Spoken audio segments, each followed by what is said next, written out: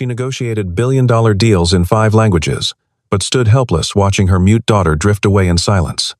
Callista Morgan had 8 years to learn sign language. She failed. Then, one Saturday morning, a widowed father spent 5 minutes doing what she never could, making her daughter laugh. What he revealed next destroyed everything Callista believed about protecting her child.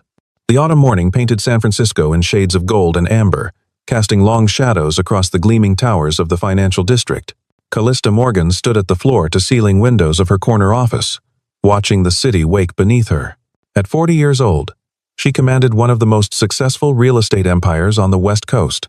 Her name whispered with equal parts admiration and intimidation in boardrooms across the city. Her reflection in the glass showed a woman of striking beauty, with sharp cheekbones and platinum blonde hair pulled into a severe bun that had become her signature. But behind those ice-blue eyes lay a weariness that no amount of success could erase. 8 years.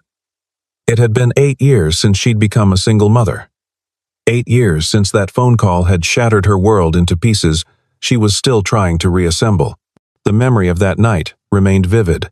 The police officer's voice on the phone, the sterile hospital corridor, the moment she had to return home and face her 2-year-old daughter alone. Astrid had been too young to understand why Daddy never came home, but old enough to feel the absence that would shape both their lives. Astrid Morgan was 12 now, a delicate preteen with her father's warm eyes that sparkled like sapphires when she smiled, which wasn't often enough these days. Born with a rare neurological condition that had stolen her voice before she could properly use it, Astrid navigated the world in silence. The doctors had been optimistic at first, suggesting various treatments and therapies. But as years passed, it became clear that Astrid's voice would remain locked inside her. Callista had thrown herself into learning sign language with the same intensity she brought to hostile takeovers and million-dollar deals, but the fluid grace of native signers eluded her. Their conversations often dissolved into frustrated gestures and guessed meanings, leaving both mother and daughter feeling more isolated than connected. The intercom buzzed, pulling Callista from her thoughts. Gwen Harper's voice filled the office, warm and familiar, after 5 years of working together. Gwen was more than an executive assistant. She was the closest thing Callista had to a friend. Though even that relationship was carefully managed, kept at arm's length, like everything else in Callista's life.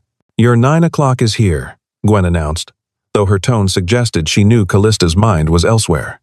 Also, Yamamoto-san from Tokyo called. He's concerned about the leadership transition rumors. You know how personal this is for him. His grandson uses JSL, Japanese Sign Language. And don't forget you promised Astrid you'd take her to that new cafe on Valencia Street this morning. Callista's stomach dropped. The Japanese investor represented 40% of their expansion capital, and his commitment to inclusive design ran deeper than profit margins. And she had forgotten about breakfast with Astrid, again. The guilt that had become her constant companion tightened its grip. "Tell Yamamoto-san I'll call him at noon Tokyo time," she said, her decision swift. "And cancel the 9 o'clock. Actually, cancel everything until noon. I'm taking my daughter to breakfast." "The board won't like that," Gwen warned gently.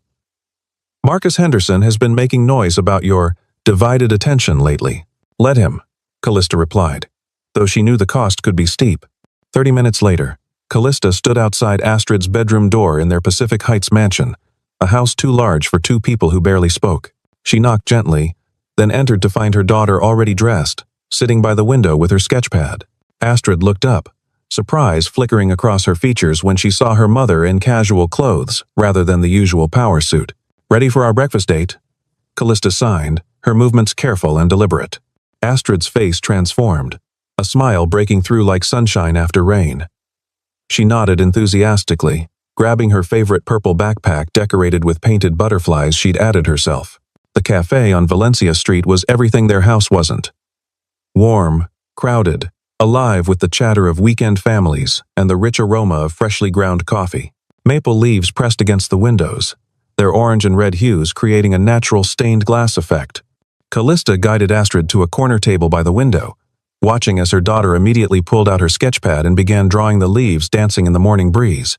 While Callista stood at the counter ordering, she kept glancing back at Astrid, noting how small and alone she looked at the table for 4.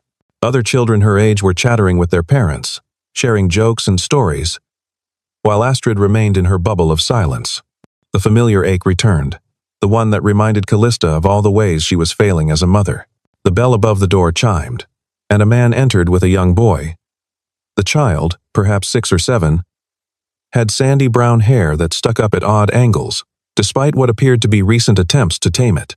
He wore a dinosaur sweater and carried a well-loved stuffed triceratops. His father followed, tall and lean with kind eyes behind wire-rimmed glasses, dressed in worn jeans and a flannel shirt that spoke of weekend comfort rather than corporate ambition. Before anyone could react, the boy had bounced over to Astrid's table, his attention caught by her drawing. Callista tensed, ready to intervene, her protective instincts flaring. But then something extraordinary happened. The man approached calmly, and instead of speaking, his hands began to move in fluid, graceful motions. He was signing to Astrid, asking if his son Oliver could see her beautiful artwork. Astrid's transformation was instantaneous and breathtaking. Her entire body seemed to light up from within, her hands flying in response. No longer the hesitant, uncertain movements she used with her mother, but confident, expressive, alive. She was telling him about the leaves, about how each one was different, like snowflakes or fingerprints. The man listened intently, nodding, responding with equal enthusiasm, his facial expressions and eyebrows adding grammatical nuance that Callista had never mastered.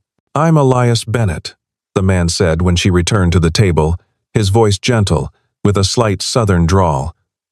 "This is Oliver. I hope you don't mind him joining Astrid." He saw her drawing and, well, he's never been good at staying put when art is involved. "How do you?" Callista began, gesturing vaguely at the sign language. "My mother was a teacher at the California School for the Deaf for 30 years, Elias explained, his hands unconsciously moving as he spoke. "I grew up signing before I could properly talk. It's like a first language for me. Actually, it was my first language. Mom always said hearing people learn to listen with their ears. But deaf culture teaches you to listen with your whole being." Oliver had pulled out his own crayons and was adding touches to Astrid's drawing with her enthusiastic permission. They were creating a story together, Astrid signing the narrative while Oliver added visual elements, using classifiers to show how big the squirrels were, how the trees swayed. "She's incredibly expressive," Elias continued, watching the children. "Her vocabulary is advanced for her age. And look at her facial grammar, the way she raises her eyebrows for questions, furrows them for emphasis. She's not just signing, she's truly speaking ASL." The compliment stung because Callista knew it wasn't deserved. She watched Astrid's animated conversation with Elias, the way her daughter's shoulders relaxed, how her usually guarded expression had opened like a flower in spring. "I'm still learning," Callista admitted. "It's harder than I expected. Sometimes I feel like I'm failing her." Elias turned to her then, his brown eyes warm with understanding. "Every parent feels that way. Trust me, I know. Oliver's mom passed when he was 3. There are days I have no idea what I'm doing. But showing up, trying, that matters more than being perfect." "There's a family class on Saturday mornings," he mentioned casually. "Parents and children learning together. Astrid might enjoy having other kids to practice with. And you could improve your fluency in a supportive environment." Before Callista could respond, her phone buzzed insistently. 3 missed calls from the office, 2 from board members, and a text from Gwen that simply read, "Tech blogs picked up photos of you at Café. Henderson calling emergency meeting. Yamamoto-san wants answers now." The real world was crashing in, threatening everything she'd built. But looking at Astrid's joy, something shifted in Callista's priorities. "I should go," she said, already standing, already retreating. "Thank you for talking with her." Elias stood too, pulling out a simple business card. "The class information is on there. No pressure. But Astrid would be welcome any time. You both would be."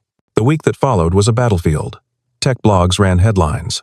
"Distracted CEO. Is Morgan Enterprises losing focus?" Marcus Henderson leaked concerns to investors about leadership stability.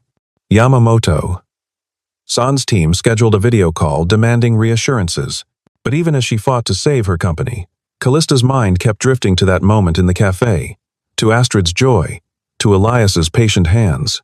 Thursday afternoon, Gwen set a fresh coffee on Callista's desk along with a tablet showing the latest article. They're calling you the absent CEO. Marcus has convinced 3 board members to demand a performance review. Callista looked down, surprised to find Elias's card in her hand, edges soft from repeated handling. He teaches sign language, she said finally. He talked to Astrid like it was the most natural thing in the world. She was so happy, Gwen. So take her to the class, Gwen said simply. The Yamamoto deal. We'll still be there Monday. Your daughter's childhood won't. Gwen's voice was firm. I've watched you build walls for 5 years. Maybe it's time to build bridges, instead. That evening, Callista came home to find Astrid at the kitchen table, working on homework with the nanny. Her daughter looked up briefly, then back down, the moment of hope quickly extinguished. Astrid, Callista signed, sitting down beside her. Would you like to go to a sign language class on Saturday, with other children? The transformation was immediate. Astrid's hands flew in excited response. Could Oliver be there? Could they really go? Could they go every week? Saturday morning arrived gray and misty. San Francisco wrapped in fog that rolled in from the Pacific like a living thing. The community center was in the Mission District, a colorful building covered in murals depicting hands in various signs. Callista felt out of place in her designer jeans among the diverse group of families gathering, but then she saw him. Elias was at the front, setting up visual aids. Oliver was helping, tangling himself in a banner that read, "Every voice matters, even silent ones." When Elias looked up and saw them, his smile was like sunshine breaking through fog. The class was a revelation. 15 families, all at different stages of their sign language journey, learning together. Elias was a natural teacher, explaining not just vocabulary but the culture behind it. ASL isn't English on the hands, he explained, demonstrating. It's a spatial language. Watch how I establish people in space, then refer back to them. See how my face isn't just expressing emotion but providing grammar. During break time, something magical and unexpected happened. Astrid, who had spent 8 years as the quiet observer, the child who stayed at the edges of groups, suddenly stood up. She tapped the table for attention as she'd seen Elias do, the sound sharp and confident in the community center's main room. The other children turned to look, and instead of shrinking back as she once would have, Astrid stepped forward, with growing confidence that seemed to bloom from somewhere deep inside. She organized a signing game, teaching the other children how to play silent story circle. She demonstrated with perfect clarity. Each child would add one signed sentence to build a collaborative story, but there were rules. They had to use classifiers to show size and movement, not just fingerspelling or basic signs. They had to incorporate facial expressions for emotion, not as an afterthought, but as integral grammar. They had to maintain spatial consistency. If a character was established on the right, they stayed on the right. A younger boy, maybe 5 years old, struggled with the concept of classifiers. Instead of giving up or calling for an adult, Astrid knelt beside him, her movements patient and clear. She showed him how her flat hand could become a car, how 2 fingers walking could show a person moving, how the speed and path of movement told as much story as the signs themselves. When he successfully showed a bird flying over a house using the correct classifiers, his face lit up with pride, and Astrid's smile was radiant. Callista watched her daughter transform from silent observer to confident leader, guiding younger children with patience, encouraging hesitant parents to join in. One mother, struggling with the spatial aspects, received Astrid's gentle correction, the girl showing her how to maintain consistent placement of story elements in the signing space. It was like watching a flower that had been kept in shade, suddenly placed in sunlight, blooming with a vigor that had always been there. Waiting. She's a natural teacher, Elias said, appearing beside Callista with 2 cups of coffee, his voice soft with admiration. Look how she adjusts her signing speed for different skill levels. How she uses visual feedback to encourage them. She's not just teaching signs, she's teaching confidence, community, belonging. I've been holding her back, Callista said quietly. The admission painful, but necessary, like setting a broken bone. I've been so afraid of failing her, so terrified of her being hurt, that I've kept her in a bubble. Our bubble, really. Just the 2 of us in that big house, protecting each other from a world that might not understand. Fear makes us do that. Elias replied, his voice carrying the weight of his own experience. After Oliver's mom died, I barely left the house for 6 months. I was terrified that if I let him out of my sight, something would happen to him too. I thought I was keeping him safe, but I was keeping him from living. Kids need more than our protection. They need community, challenge, the chance to discover who they are, beyond our fears. Astrid's game had evolved now, with 12 children participating, creating an elaborate story about a deaf superhero who saved the world through visual communication. The children were laughing, their hands flying, their faces animated with expression that transcended the need for sound. Parents watched with tears in their eyes, seeing their children not as limited by deafness, but empowered by a different way of being in the world. After class, the 4 of them went to lunch at a small taqueria. The children sat together, Astrid teaching Oliver new signs while they shared chips and salsa. "This is nice," Elias said simply, and Callista knew he meant more than just lunch. "It is," she agreed, allowing herself to relax for the first time in longer than she could remember. As the children drew on their placemats, Elias watched them with an expression Callista couldn't quite read. "After Beth died," he said quietly, not looking at her, "I promised myself Oliver would be enough. That I wouldn't need anyone else. Wouldn't risk."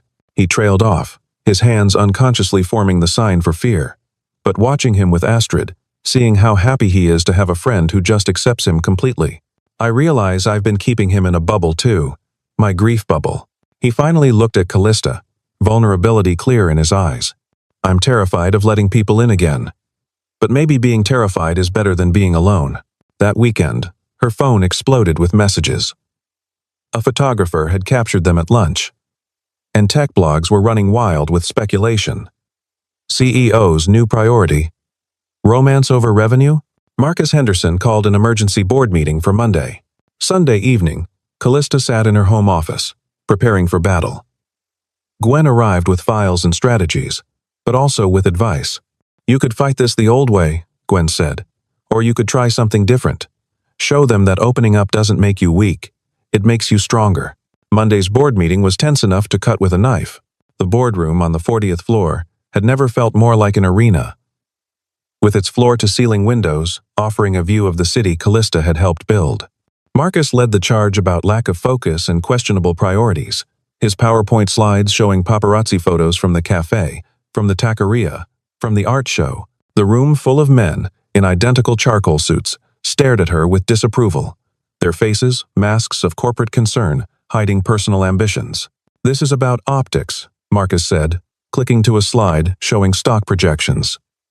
"Our investors need stability, not a CEO having a midlife crisis." "Is that what you think this is?"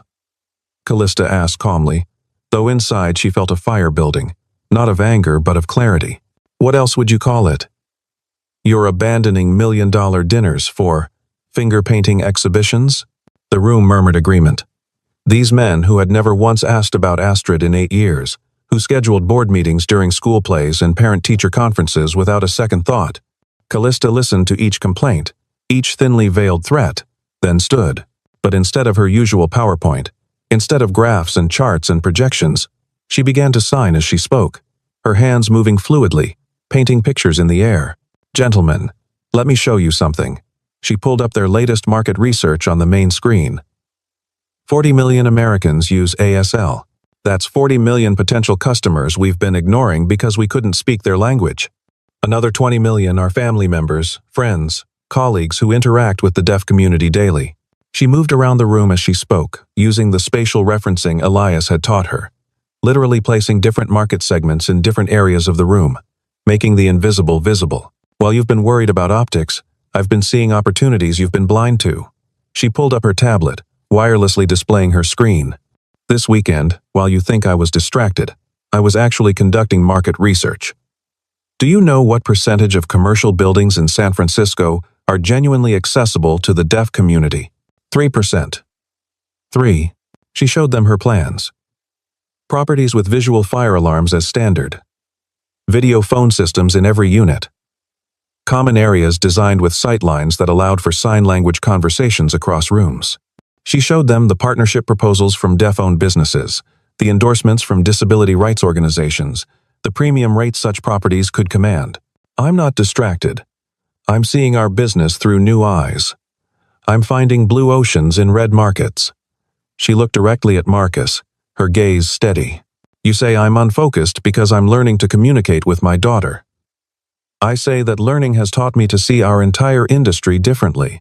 If you can't see the value in that, perhaps you're the one who's lost focus. She pulled up one final slide, a photo Gwen had taken at the ASL class. Callista and Astrid signing together, both laughing, surrounded by other families.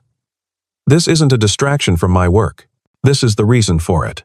And if you can't understand that, if you can't see that a CEO who understands multiple ways of communicating, multiple ways of seeing the world, is an asset, not a liability, then perhaps you're not the board this company needs for its next chapter.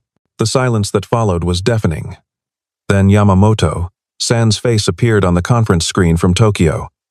She'd forgotten he was dialed in, watching everything. Morgan-san, he said, his voice carrying the weight of billions in investment power. In Japan we have a saying, the bamboo that bends is stronger than the oak that resists. You have shown you can bend without breaking. This is leadership. He paused, his next words careful but clear. Yamamoto Industries will increase our investment by 20%, contingent on your inclusive development initiative moving forward. And Henderson-san, he looked directly at Marcus through the camera. Perhaps it is time for you to learn a new language as well. That evening, she found Astrid in her room, video calling Oliver, teaching his stuffed triceratops sign language. Mom. Astrid signed when she noticed her. Elias invited us camping next month. Real camping, with tents and stars. Can we go? Yes. Callista signed back. We can. Wednesday brought an unexpected text from Elias. Oliver's school is having an art show Friday. He wanted to invite Astrid. No pressure, but you're both welcome. Callista had a crucial client dinner Friday. A deal worth millions. The old her wouldn't have hesitated. She canceled the dinner, sending her CFO instead. Friday evening at Oliver's school was beautiful chaos. Oliver dragged them to his painting. 2 houses with a rainbow bridge connecting them. It's our houses, he signed to Astrid, so we can visit whenever we want. I haven't done this in a long time. Callista admitted to Elias as they watched their children. Been close to someone. Let someone in. Neither am I, Elias replied. But maybe we could figure it out together. The weeks that followed fell into a rhythm that transformed their lives. Saturday, classes became sacred time. Untouchable, even when the Tokyo team demanded weekend calls. Callista's signing improved dramatically, but more importantly, her connection with Astrid deepened into something profound. They developed inside jokes in ASL, visual puns that made them both giggle. Astrid taught her mother how facial expressions changed meaning entirely, how the height of your hands could indicate age or status, how the speed of signing conveyed emotion as clearly as tone of voice. Callista began incorporating visual communication into her leadership style, using gestures and spatial organization in presentations. During a crucial merger negotiation, she unconsciously started using the spatial referencing she'd learned in ASL, placing different companies in different spaces around her as she spoke, referring back to them with simple gestures. Her team, initially skeptical, found it made complex multi-party deals suddenly crystal clear. You're different, her CFO commented after she'd closed a $10 million deal using what she'd started calling visual architecture in her presentations. More dimensional. The camping trip to Yosemite became a turning point that none of them saw coming. 4 days completely disconnected from the corporate world. No cell service, no emails, just the 4 of them and the wilderness. Callista learned to set up a tent, badly at first, the poles defeating her repeatedly, while Astrid and Oliver giggled from their perfectly assembled shelter. Elias taught them all wilderness survival basics, his patience endless even when Callista somehow managed to burn water while attempting to cook over the campfire. How is that even possible? Oliver signed, staring at the blackened pot in amazement. Your mom has special talents, Elias laughed, the sound echoing off the canyon walls. On the 3rd night, after the children were asleep in their tent, their soft breathing mixing with cricket songs, Callista and Elias sat by the dying fire. The Milky Way sprawled above them in a way you never saw in the city. Each star a possibility, a choice, a moment of light in the darkness. My husband loved camping, Callista said suddenly, surprising herself with the admission. She rarely talked about him, had locked those memories away with everything else that hurt too much to examine. He wanted to take Astrid when she was older, teach her to love the outdoors. He had this whole plan. Every national park by the time she was 18. After he died, I couldn't do any of the things we'd planned.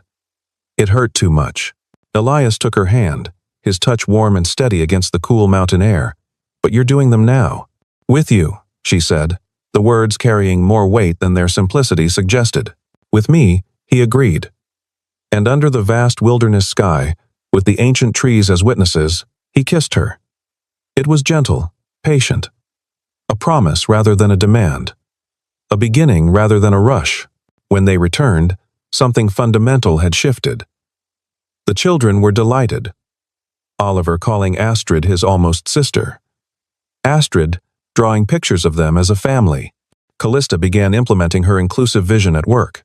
She hired deaf architects, created visual meeting protocols, and landed the biggest development deal in company history with a deaf-owned business consortium. The very qualities Marcus had criticized became her greatest strengths. 3 months later, at the Sign Language Center celebration, Callista addressed the gathered families, her signing now fluid and confident. 8 months ago, I walked in here lost, she signed. I thought I was just bringing my daughter to learn, but I found community. I found my voice in silence. I found my daughter again. Not the quiet shadow I'd been protecting, but the brilliant light she truly is. And I found love. Spring brought challenges when Oliver got sick, landing in the hospital for a week. Callista took time off, really off, supporting Elias through his terror. When Oliver recovered, Elias pulled Callista close. Move in with us, he said suddenly, or we'll move in with you. You and Astrid aren't just part of our lives anymore. You are our life. The move was chaotic and perfect. The big house that had echoed with loneliness now rang with laughter, with family dinners where everyone signed, including everyone always. 6 months later, on a brilliant Saturday morning at the Sign Language Center, Elias got down on one knee. He signed his proposal while Oliver and Astrid held a banner reading "Say Yes." Callista's yes was signed and spoken and laughed and cried all at once, while the room erupted in visual applause, hands waving like leaves in a joyful wind. They married the following spring in the botanical garden, surrounded by cherry blossoms and their ASL family. Astrid and Oliver stood as witnesses, while she signed a poem about families being gardens, growing stronger when planted together. 5 years passed in a blur of ordinary miracles. Astrid grew confident, becoming an advocate for deaf children. Oliver's art focused on visualizing the unspoken. Callista's company became a model for inclusive business practices, with her TED Talk on leading with all languages going viral. Elias's design firm specialized in universal communication. At Astrid's high school graduation, she stood as valedictorian. She delivered her speech in ASL, and through an interpreter, speaking about communication beyond words, about families built from choice and commitment. The woman who taught me to find my voice never made a sound, Astrid signed, looking at her mother. She showed me that love needs no words, only the willingness to learn each other's languages. Oliver, now 16, signed his enthusiasm from the front row. Elias held Callista's hand tightly, both crying openly. "That's our daughter," he whispered, and Callista loved that there was no distinction, no qualifier. They were simply, completely, family. Marcus Henderson approached during the party, now a changed man. "You were right," he said simply. "My grandson is deaf. I never understood until now. Bring him to the center," Callista said. "Saturday mornings. We'll be there," because they always were. It had become their tradition, their way of giving back. Elias taught, Callista assisted. Astrid mentored. Oliver created murals, celebrating visual language. A young couple approached with their deaf daughter. Before Callista could respond, Astrid was there, kneeling down, showing the child that her hands could speak, could sing, could tell stories. "It's going to be okay," Callista told the parents. "Better than okay. Your daughter will show you a whole new world." They watched as Astrid organized an impromptu signing choir, 20 young people creating poetry with their hands. Oliver conducted them with artistic flair. This was their legacy. A generation who knew that different didn't mean less, that silence didn't mean absence. "I love you," Callista signed to her family. "We love you too," they signed back in unison. The stars emerged above the garden, the same stars that had witnessed their camping confession, their wedding, their journey from strangers to family. "Ready to go home?" Elias asked as the party wound down. "We are home," Astrid signed, gesturing to encompass everyone around them. And she was right. Home wasn't a place but understanding. Not perfect communication, but perfect acceptance. Tomorrow would bring new challenges. Astrid would leave for Gallaudet University to become a teacher. Oliver would study art at Cal Arts. But tonight, they were simply four people who had found each other against all odds. "Thank you," Astrid signed to her parents, "for learning my language, for showing me that family is about showing up and choosing each other." "No," Callista signed back. "Thank you for teaching us that love needs no words, only the willingness to learn each other's languages." They walked out together into a future bright with possibility. This family formed from fragments, but rebuilt with purpose. Fluent, finally, in the only vocabulary that truly mattered: love.